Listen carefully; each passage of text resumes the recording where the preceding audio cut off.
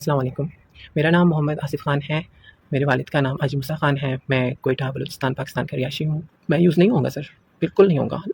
इंशाअल्लाह ताला वो दिन आने से पहले मैं अपने आप को मार दूँगा अपने बच्चों के साथ, लेकिन मैं यूज़ नहीं होऊँगा सर। अगर ये वीडियो आप तक नहीं पहुँचती है, मैं बहुत कुछ कर लूँगा अपने साथ सर। मैंने अपने बच्चों को बहुत प्यार से पाला है। हर माँ-बाप प्यार से पालता है। इसका ये मतलब नहीं है कि कोई बच्चों की धमकी दे कर के दुनिया के काम करवाए, घर की धमकी दे के। मेरे पास घर यही सरकारी घर है। मैंने पहले भी बताया कि मैंने बहुत मेहनत से घर बनाया है। मुझे रोज़ आफ्ताब जबल किसी न किसी को बेच के ज़हनी टेंशन देते हैं कि घर तुम्हारे खाली करवा देंगे, तुम्हारे साथ ये कर देंगे, तुम ये कर दो वरना ये करेंगे, तुम ये करो वरना ये कर देंगे।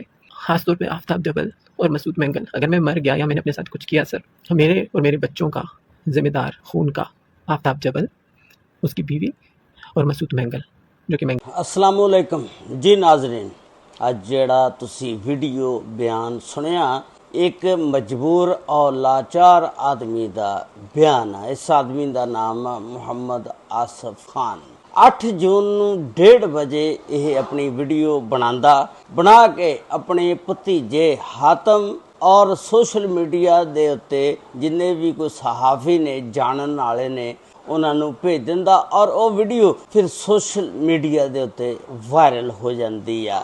इस बंदे ने इंतहाई कदम एक क्यों उठाया कि उन्हें अपनी बीवी और 4 बच्चों नू और फिर अपने आप नू गोली मार के ख़त्म कर लेंदा। उसकी मुकम्मल तफसीलात अज दी इस वीडियो दे विच मैं तुहाडे नाल शेयर करांगा। ये वाक़या जिहड़ा 8 जून नू पेश आया, एक वहादत कलोनी आ, उत्थे एक आसिफ खान नामी आदमी जड़ा सैकटरीएट दे विच मुलाजमत करदा आ। उहदी बीवी दा नाम आ अंबरीन। अल्लाह ताला ने अंबरीन और आसिफ खान नू 4 बच्चे दिते, जिहदे विच 2 बेटियां और 2 बेटे। इन्हां दियां उमरां 8 साल, 9 साल, 4 साल और 5 साल ने। आ तस्वीरां उन्हां दियां मैं लाइयां हुई ने, तुसी देख लो। ये उन्हां दी वालदा बच्चों दी अंबरीन ते नाल 4 बच्चे बैठे ने। ये जिहड़ा आसिफ खान आ, ये सैकटरीएट दे विच मुलाजमत करदा आ। ये दसदा आ कि मेरे सीनियर अफसरान जिहड़े ने आफ्ताब जबल और मसूद मेंगल मैनू इन्ना ज़हनी टेंशन दिंदे ने, टार्चर करते ने कि तू जेड़ा सरकारी मकान है तेरा जिदे विच तू बच्चे रखे हुए ने ये खाली कर दे। मैनू हर रोज़ धमकियां दिंदे ने। ये आफ्ताब खान जेड़ा एक ग्रासी प्लाट अगे बनया हुंदा इहदे घर दे, उत्थे सैर सपाटा करदा आ, बच्चों लैके फिरदा आ। जदों एक दिन टाइम ऐसा आया कि आफ्ताब जबल और मसूद मेंगल ने कुछ बदमाश और गुंडे रखे हुए ने जेड़े उदी खातर तवाजो करने वास्ते भेजे।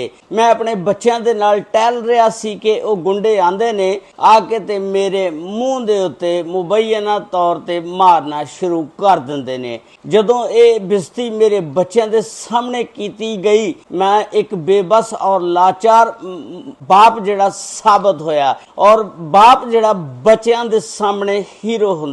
लेकिन जदों मेरे उत्ते उन्होंने मार कटाई शुरू की, मारना शुरू किया, मैं बच्चों के अगे जीरो हो गया। मैं बच्चों के अगे अखा चकने जोगा नहीं रह गया। उस तो बाद एक की करते ने कि मेरे मकान की बिजली कट देंदे ने, मेरा पानी बंद कर देंदे ने, मेरा रहना दुबर कर देंदे ने। बहुत मैं मजबूर हो गया। उस तो बाद ये कहता कि मैं CM बलूचिस्तान के दफ्तर भी काफ़ी दफ़ा चक्कर लगाए भाई शायद मेरी मुलाकात हो जाए, मैं अपना दर्द और दुख भरी कहानी उन दस सका।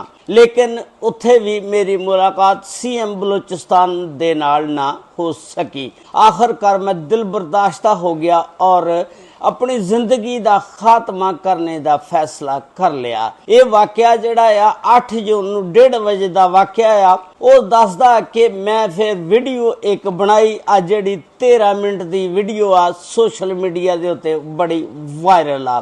फिर मोबाइल चुक के एक 13 मिनट की वीडियो बनांदा और ये वीडियो बना के फिर ये वीडियो नूं अपने भतीजे हातम दे मोबाइल के उत्ते WhatsApp कर दिंदा। उस तो बाद फिर मकामी सहाफ़ी जड़े हुंदे ने उन्हां नूं ये वीडियो भेज दिंदा।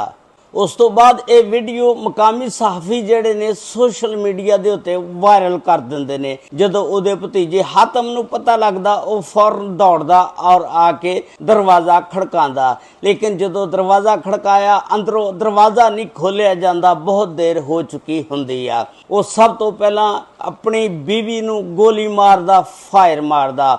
ਉਸ ਤੋਂ ਬਾਅਦ ਫਿਰ ਆਪਣੇ 4 ਬੱਚਿਆਂ ਨੂੰ ਗੋਲੀਆਂ ਮਾਰਦਾ।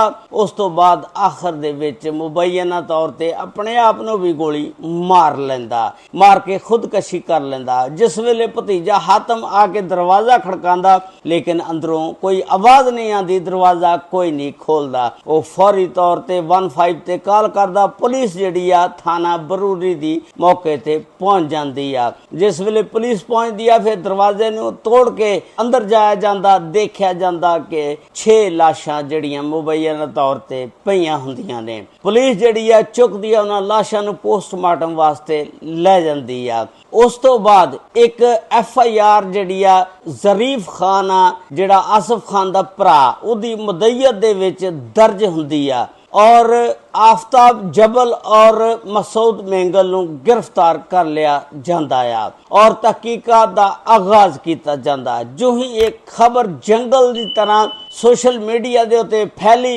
इसकी रिपोर्ट जी CM बलोचिस्तान तक भी पहुंची। उन्होंने फौरी इसकी तहकीकात का हुक्म दे दिता और एक इंक्वायरी कमेटी बना दी ताकि इसकी तहकीकात करके मेरे तक इसकी रिपोर्ट पहुँचाई जाए। लेकिन गल यह कि आसफ खान ने दिल बर्दाश्त होके खुदकशी कर ली। खुदकशी इस्लाम दे विच हराम आ, इसने बहुत गलत किया। और देखो इसने अपनी बीवी नू और बच्चियां नू भी मार दिता। उन्हां गरीबां दा की कसूर सी? ये कहंदा कि मैनू अपने बच्चियां नाल बड़ा प्यार सी। बई जे प्यार सी ते तू उन्हां नू मारिया क्यों?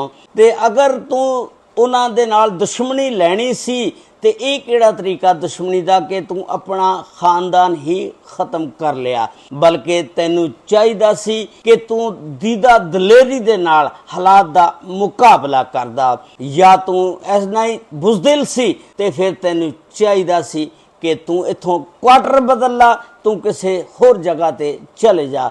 अपनी जिंदगी दा खात्मा क्यों कर रहा या बच्चियां दी जिंदगी दा क्यों खात्मा कर रहा?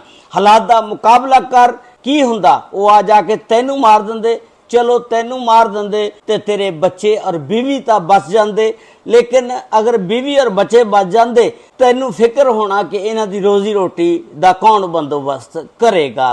राज़िक मेरे अल्लाह दी ज़ात आ। चलो जे तू मर जांदा ये जिंदा रहिंदे ते अल्लाह ने इन्हां दा बंदोबस्त खुद ही कर देना सी। लेकिन तू अपने हाथ दे नाल खुद ही इन्हां दी जान ले ली। अगर इतना ही तू मजबूर सी ते तेरा काम सी तू उन्हां दे नाल मुकाबला करदा और मुकाबला करदियां तू खत्म हो जांदा ते उन्हां वास्ते एक सबक छड़ जांदा कि किसे अफसर नू इस तरह जेब नहीं दिंदा कि किसी जूनियर दे नाल ज्यादती करे। लेकिन तू हालात दा मुकाबला नहीं किया, तू बुज़दली दिखाई। मैं तो यही कहांगा अगर उन्होंने सबक सिखांदा ताकि होर जिहड़े लोग ने जिन्हां दे नाल उन्होंने ज्यादतियां कीतियां ते उन्होंने सबक मिल जाता। हुण पुलिस की तहकीकात तो बाद ही इंक्वायरी कमेटी तो पता चलेगा कि इस दे विच इन्हां दा किन्ना कसूर आया कि ये बदमाश या गुंडे जिहड़े इन्हां ने रखे हुए सी ये होर लोगां नूं भी तंग करदे सी या नहीं। और दस्सिया जा रहा इन्हां दा वजीर और मशीरां दे नाल बड़ा तलक सी। लेकिन अगर किसी बंदे दा वजीर और मशीर दे नाल तलक होवे तो वजीर मशीर तां ये नहीं कहंदे कि तुसीं लोगां नूं नजायज़ तंग करो, कब्जे करो। एक ये दिलखराश वाकया सी जिहड़ा दिल बर्दाश्त होके ये सारा काम इन्हें किया। इस वीडियो के बारे दे विच तुसीं अपनी राय का इजहार जरूर करना और नाल चैनल सबसक्राइब और फेसबुक पेज नूं फॉलो जरूर कर लेना। अल्लाह ताला सब ते रहमत फरमाए। अस्सलामु अलैकुम व रहमतुल्लाहि व बरकातुहू।